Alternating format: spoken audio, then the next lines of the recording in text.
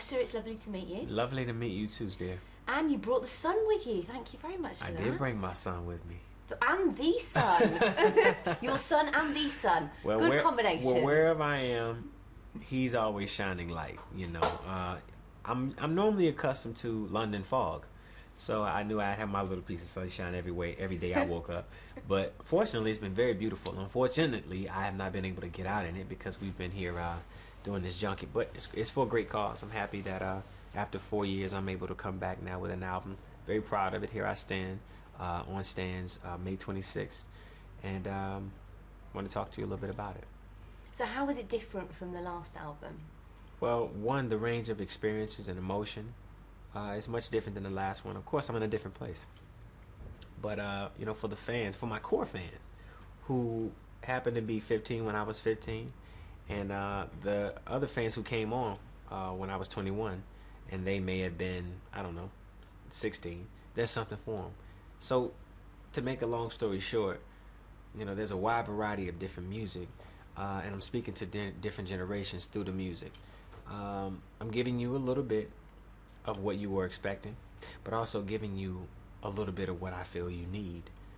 In terms of R&B, I feel like this is a great contribution to the art form of what rhythm and blues is all about. It's about true instrumentation. It's about, you know, stepping away from a synthesized world and sound and being more authentic. At the same time, complimenting that audience that wants to hear that. So you have producers like will.i.am, producers like Tricky, producers like Red Zone Tricky and Jazzy Faye that came up with records that had a combination of the both. But also bringing producers like Jermaine Dupri back and giving you some ultimate, you know, like classic Usher material. Then, you know, of course, having the cameos that I chosen for this album, which are Jay-Z, will.i.am, Young Jeezy, Beyonce, and Lil Wayne. You know, there's a lot in this album. It is. There's a lot to get. It's a treat. You know, after 3 years, you bet it. You bet you're behind. I was gonna come back with something great. Are you just dying to get back into it? I have been dying to get back on the scene. I am in a new place that I think is really great, and I think that people are gonna enjoy this music. You say you're in a new place. In what sense? Well, I mean, now coming back after, you know, being away now, a more mature, responsible individual. Of course, my conversation has changed. You know, I think that people noted me for my abs last time. I think you're gonna notice me or note me for my brains, hopefully. Well, maybe both. I mean, it's yeah. The body beautiful. It's a and little the bit mind about beautiful. sex appeal, no matter how you get it. You know, dads are sexy now. You know, that's what I've heard. So you say that you're a dad. Do you think that that's helped you to mature and to go forward and to be more responsible, as you say? Absolutely. Absolutely. Being a dad has definitely made me more of a responsible individual. And you've brought some of that to the album, presumably. Some of those feelings and some of the thoughts. Well, you know what? Processes. In music, I think you are where you are. I think in being honest with where you are sometimes or what you choose to talk about, it kind of is a cursor for where you are in your life. You know, when you find love for the first time, what does that sound like? When you obligate yourself to a true relationship, what does that sound like? When you find out that you've identified someone that you want to spend a lifetime with, what does that sound like? Mm-hmm. You know, and these are stories that kind of are soundtracks for the people who are experiencing it. You know, for the guy who, you know, wants to settle down and go away from the wildlife and, you know, be in a relationship with a woman or have something more than just, you know, the exchange of energy, but yet companionship. There's a story there. There's a coming of age experience that takes place over this album. I started you with Love in This Club, which is, you know, kind of shallow. You know, it is the guy who's in the club, you know, sees the girl, this is what he feels, this is what he says. That takes 2.5 years back, that's where I was, and walk you through the journey of where you get where I am and how you get where I am. You say that you want to make people care about love again. Yeah. That's quite a challenge, isn't it? We're a cynical lot. Well, I would hope that the world isn't, you know, as shallow as it sometimes seems, redundant. You know, as you hear the same song, it's like, man, I've heard that one before.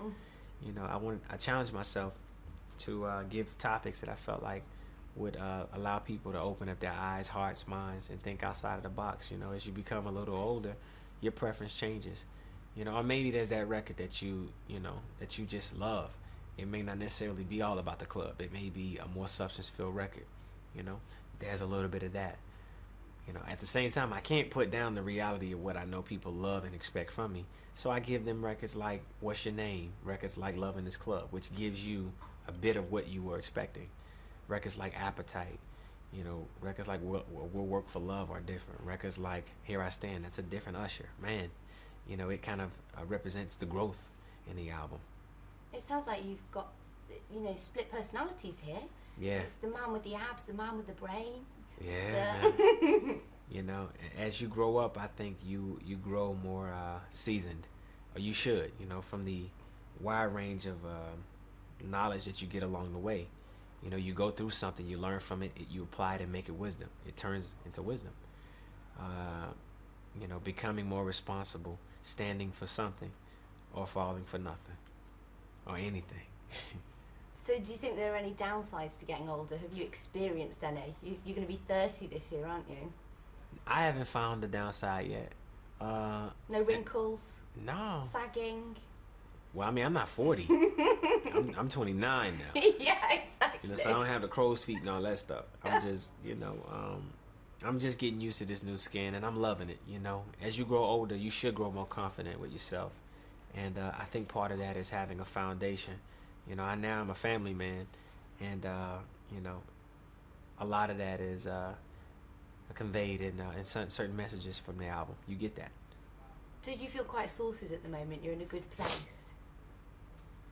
Having a foundation makes it easier for you to do all of that, all of what you're attempting to accomplish in your life. If you stand 2 feet on the ground, you'll go much further than you do with one. And it all started a long time ago for you, didn't it? 14 years ago, wasn't it, when you were 13? 14 years ago. A different story, yes. You know, this all started as a dream.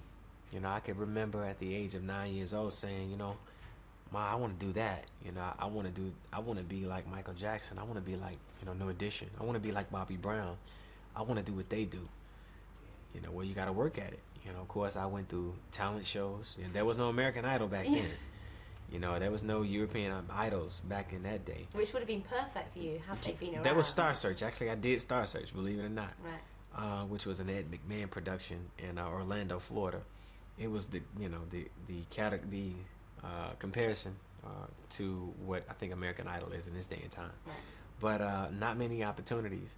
So I had to believe in myself. And luckily I had a mother that, you know, helped me to develop and was there with me, you know, to handle the business side, because I couldn't do both. But now as I've grown older, I've now even taken more control of that. And, you know, are building outside of what I just do in music, you know, building brands. I now am an owner of a basketball team, the Cleveland Cavaliers, in America. You know, doing other business ventures. You know, finding ways to invest my money to assure that one, the wealth that I've attained is preserved as well as transferred to my children and you know, my lineage. So do you think that you would encourage your children, your son, to go into the business, or would you say no way, you know, have my money and go and do something different? You know what, the industry of the music industry is going to be much different when they're my age. So I don't know, they probably won't even want to do it, you know. But if they are creative, you know, young men, then maybe they'll be led. And I think it's great to be determined. I think that's what I'll tell them, and to, you know, have great work ethics. You know, you gotta work at it if you want to be great at it, period.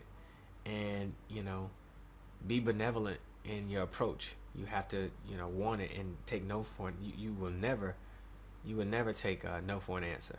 I can do it. No, I'm gonna do it. I'm gonna be good at what I do, and never let anybody tell you can't. Now, I know you want to get out into the sun, so we're going to have a quick fire round, if that's okay with you. Fire off. Some quick questions. And Boom! Oh, I've even got sound effects. This is great. I want a high and a low of your career up to this date. A high and a low up to this date of my career. I say the lowest point that I've ever been is when I lost my voice. The highest point is when I won a Grammy for Best Vocal Performance. Brilliant. And who would you most like to work with? Who would I most like to work with? I'd most like to work with... You've only got one. Michael Bublé. A best bit of gossip that's been written about you? Best bit of gossip that has been written about me. Like the best? Or the stupidest, or the most ridiculous? The stupidest? Oh, I read something so stupid last night that I don't love my kids. This is the craziest rubbish I've ever heard in life. You know, people are always, you know, misinterpreting what they see. You know, in an interview, I think that I've really been speaking highly of my son, my youngest, Usher 5. But for someone to say, oh, he doesn't love his stepkids as much, I'm like, are you crazy? I love them. Love them to death. So to life, sorry. Let me put that out there. So have you ever changed a nappy? What's a nappy? A diaper. A diaper, yes. A diaper. Yes, of course. Many diapers. Good dad. Have you got a favourite British football team? Because I know you're a fan of Beckham, aren't you? Who was obviously United. I've not studied the sport to have a favourite. No, I haven't. Okay, and finally, your favourite thing about London? Favorite thing about London? My favorite thing about London... There's so many, clearly. The audience. I love my London fans. You know, I will tell you this. The first time that I'd ever experienced like a heightened fans, you know, like fan frenzy was here. You know, and every time I come back, I'm always, you know, well perceived and people are excited to see me. But at the concert, they always know how to have a great time, not inhibited by anything. They just come to have a great time. Well, that's a pretty good favourite thing about London. Yeah. Well, thank you ever so much. That was absolutely great. And it's Thank you. lovely to meet you. Thank you. Porridge, that's the other thing. Porridge. I love the porridge in London. Oh, porridge. Porridge. Yeah. Porridge for Usher. There it is. I wouldn't have expected you to say that. Yeah. Great. Well, thank you so much. Thank you.